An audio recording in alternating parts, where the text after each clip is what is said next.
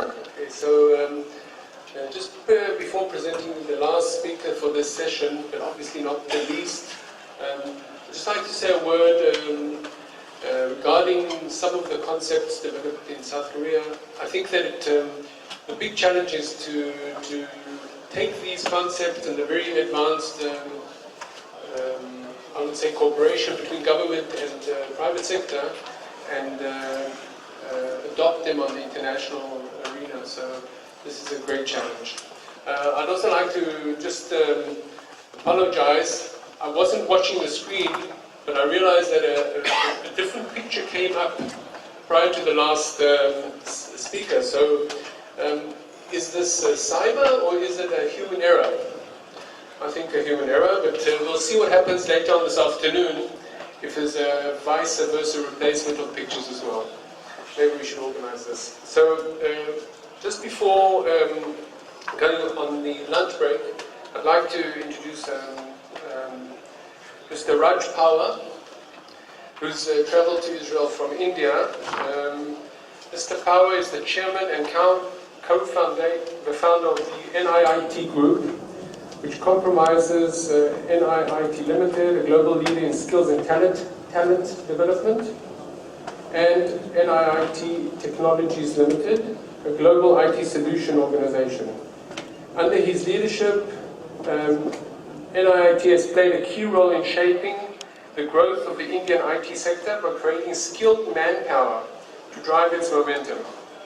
Having revolutionized the IT training industry, he is now involved in establishing an innovative model in higher education, the non-for-profit NIIT University. One more thing maybe worthwhile mentioning is that Mr. Pawar has been acknowledged for his contribution to the IT industry in India and has been awarded the country's prestigious civilian honor, Padma Bhushan, by the President of India in 2011. He is actively involved in India's key Chamber of Commerce and led several IT industry initiatives, including NASSCOM, which is the National Association for Software and Service Companies.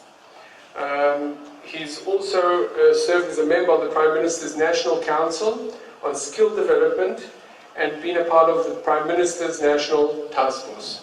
So, Mr. Pawar, please.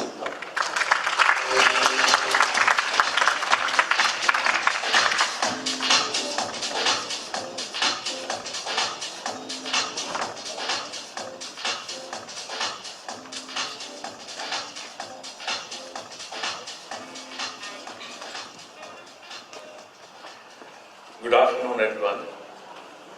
I want to start by saying that this is my first visit to Israel, and it has been my practice in all my working life that wherever, in whichever country we have operated, and we operate in about 40 countries, I consider it very useful to have a short vacation before you start work. And this vacation, since the 16th, when I arrived with my family in Jerusalem, we were there for 4 days, then went to, of course, visited Masada, went to Bethlehem, went to Haifa to see the Baha'i Temple, and then spent a day in Tiberias. Has been an extremely powerful visit and a powerful impact on me. And I must admit that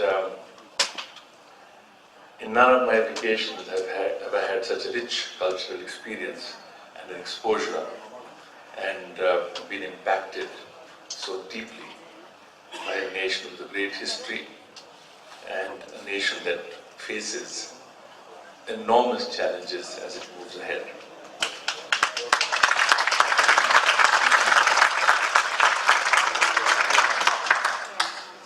I represent industry, and so when the topic of national policy was given, I did speak to Michael and mention that there should be a national industrial policy as well, not just the bigger issue of cybersecurity within which industry has to work.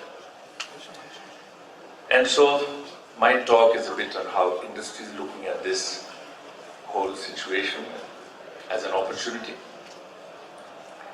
And the second part is on international cooperation. And it's been very reassuring to listen to speakers, including your Prime Minister. And we all recognize that the problem is not a national problem or a company problem. It is a global problem, and I think very interesting sentences I picked up, being an internet citizen rather than a national citizen, a global citizen. I want to start with a short video segment, which is part of a speech that our Prime Minister, Mr. Modi, gave on the 25th year celebration of our association, which is NASCOM. He gave an outstanding speech, and in that speech he made a very short mention to the subject of cybersecurity. Some of you may know that he will be visiting Israel later this year, the first Prime Minister from India to come here. We see it as a very significant step, and I thought that just to get you to recognize the face of the person who will be here, I should show you this picture, and perhaps if I can.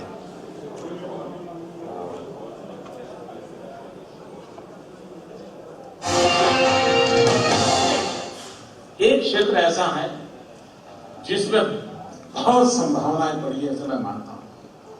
मैं दुनिया के जितने राजनेताओं को प्रधानमंत्री बनने के बाद मिला,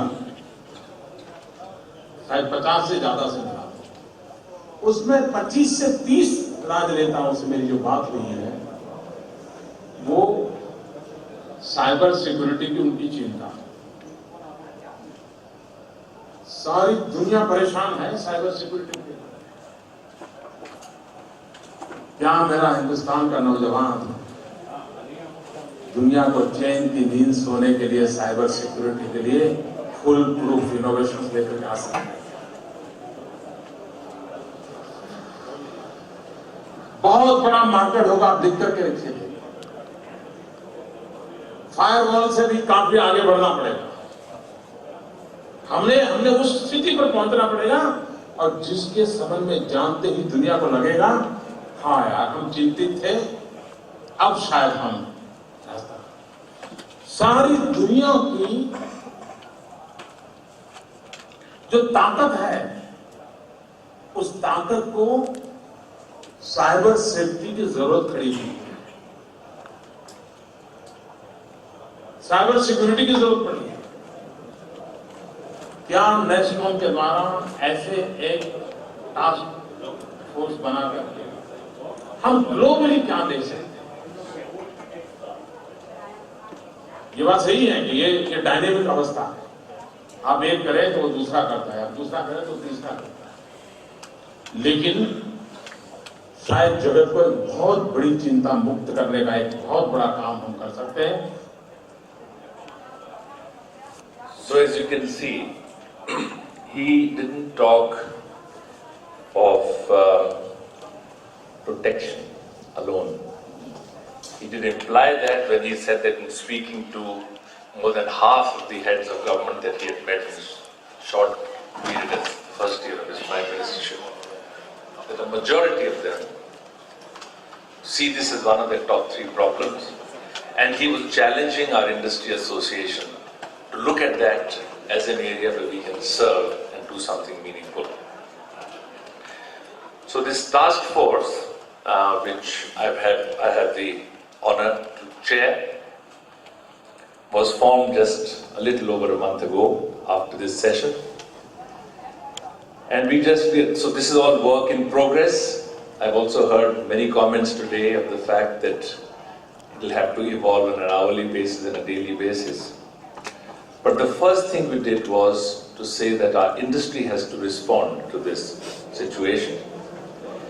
And so we should, as industry do, we should think of defining the scale of the opportunity.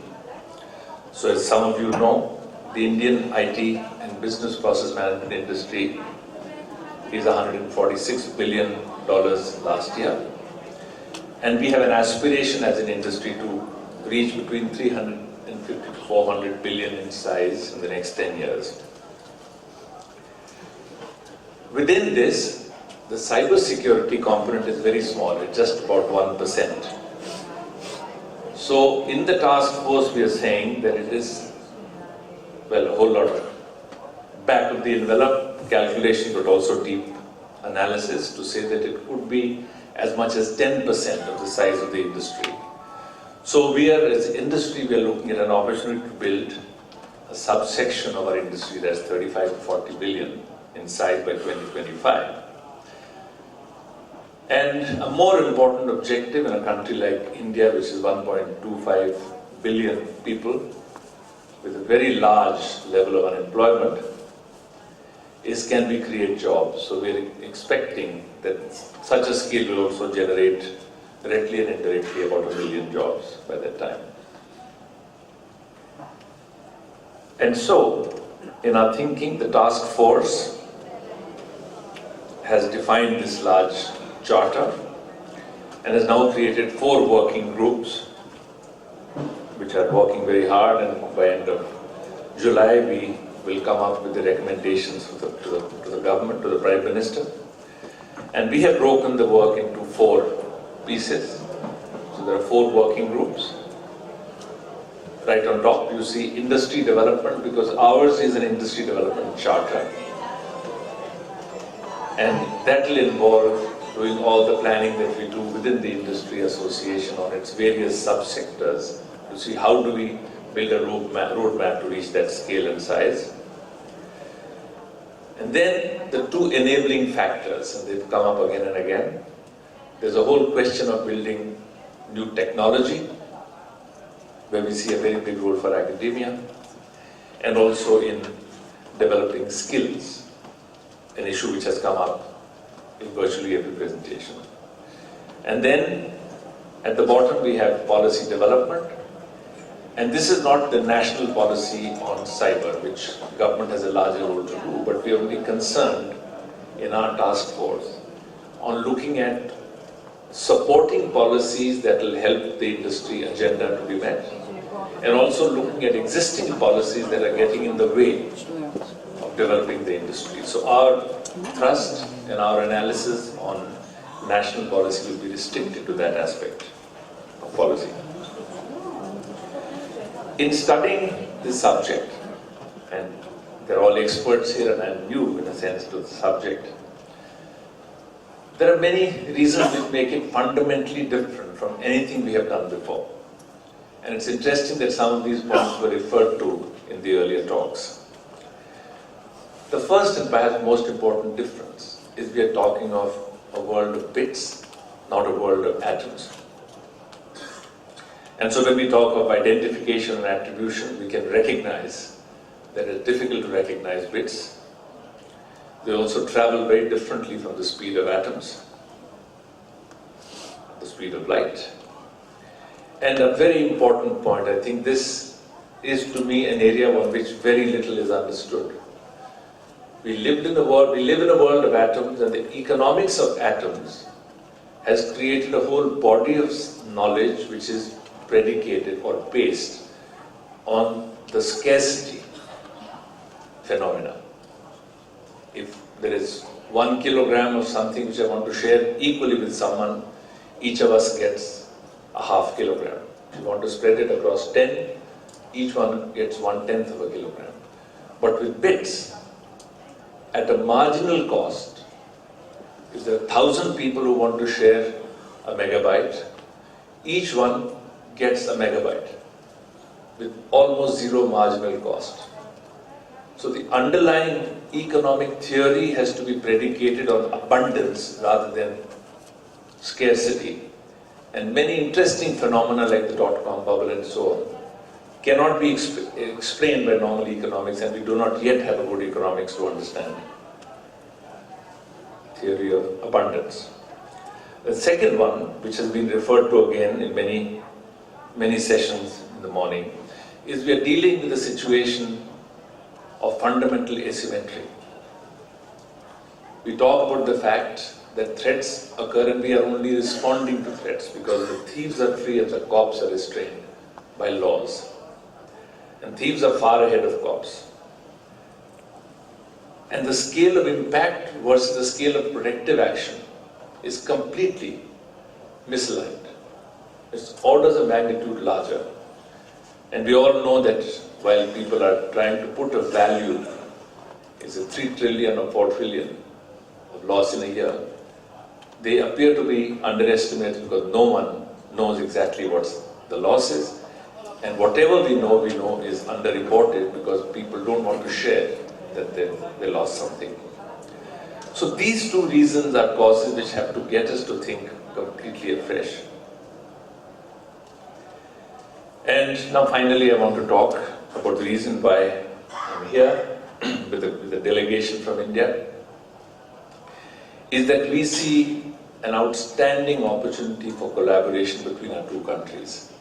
And first I must say that in these days that I've been here, a little over a week, I have been very deeply moved by my interaction with people in Israel, and I'm astonished and surprised to see how much love and affection there is for India. I did not know that there is so much of, well, not a knowledge, but at least a feeling towards India in the drivers we met, in the restaurant where we went. So there seems to be a very natural opportunity to collaborate based on good, positive emotion and trust. And I'm using two words here. I'm talking about scope and scale. Israel has already created a track record of being a startup nation. And there are many reasons why your history has created this culture, and it was referred to in the morning as well. You have defense expertise, every citizen here, and again, as I said, in these 7 days, having met not 100, but a few dozen young people, I have been deeply impacted by the sense of discipline, by the sense of purpose that is instilled in the youth here in serving at a very, very formative stage. Before you go to college, you're a young teenager, and it has a deep impact. And I think this then translates into building a base capability, which is very important for this sector. And of course, we have read and I have heard today and I have watched that your country here in Israel has a very special condition, difficult to replicate anywhere, where defense and industry and academia work so closely. This is not something most countries will be able to do. And that is why a deep collaboration from India's side is what we seek. So you have this scope of activities. And what India brings to the table is scale. Our industry, IT industry, we still call it very young, is $146 billion from virtually nothing in the 90s, early 90s. We have 3 million IT professionals already employed directly, not to count of maybe 1.5 times the number of additional jobs that this sector has created. And at this point in time, or at any point in time, in our 4-year engineering degree, we have 4 million students who are engaged. 1 million, 1.2 million every year. And again, many of them looking forward to getting better and better jobs. The new government under our Prime Minister, Mr. Modi, whom you saw, has announced a Digital India agenda, where the motive is to work with a focus on the citizen, the individual citizen. However poor, however challenged they may be, and you know India has a very large percentage of our people who live well below the poverty line. So the Digital India agenda is not a money-making agenda. It's a social agenda which deals with helping the poorest of the poor to lead a better life. And that will translate, and is translating, into massive investments in IT, and all of those will entail, therefore, a need to build a strong underlying security infrastructure, cyber security infrastructure. And our industry, the Indian IT industry, has the largest number of companies certified to the highest levels of quality in software development in the world, even as a percentage. So India brings scale, and we believe that Israel builds scope. And I did hear today, again, some interesting comments in the day of how do we get companies in Israel to become larger.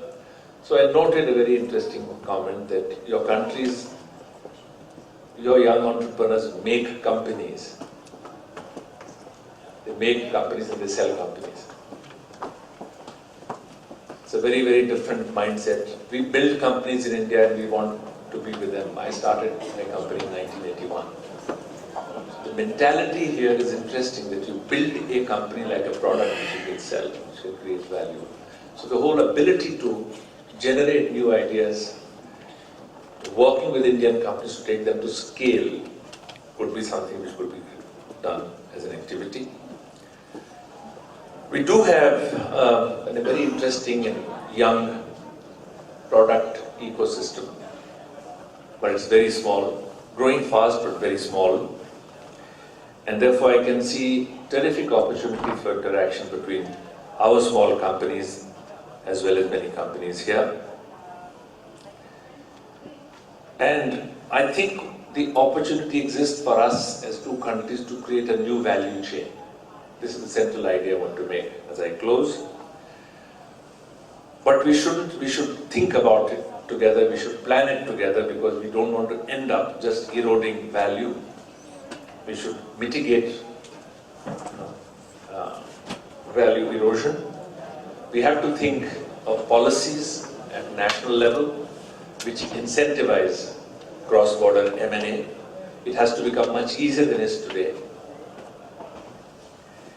And I think we in India, I have to admit, have very poor collaboration between the three key players, which is academia, government and industry, for no reason except that I'm just astounded, deeply impressed by the contrasting picture here in Israel, of how closely your three entities work, and it's part of your culture, it's part of your national system, it's part of how young people grow.